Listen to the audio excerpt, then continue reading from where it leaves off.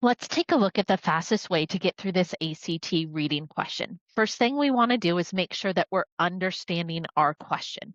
Based upon the passage, which of the following statements best describes the evolution, big keyword right there, of the organic matter within the volcanic ash pores? We need to remember evolution is about change. One of the things that the test writers work really hard on doing is giving you multiple answers that are true based upon what we see in the text, but only one that comes back through to answer the actual question that we have. So we need to be very careful we're not falling for the same words, but in the wrong context. So again, remember that evolution needs to relate to change. So let's take a look and see what we have going on in answer choice F. I like that I see more changes here. Let's see if this lines up with what we have. Well, I can see discussion about the wet intervals, and I can see what it does here, but it doesn't say anything about more.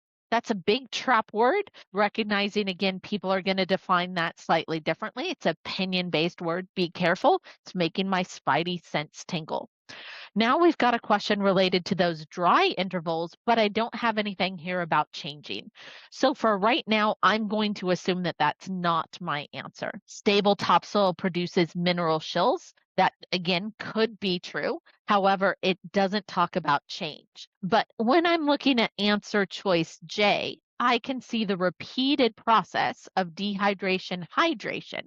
Okay, that is a continuous evolution. It's a change that's happening.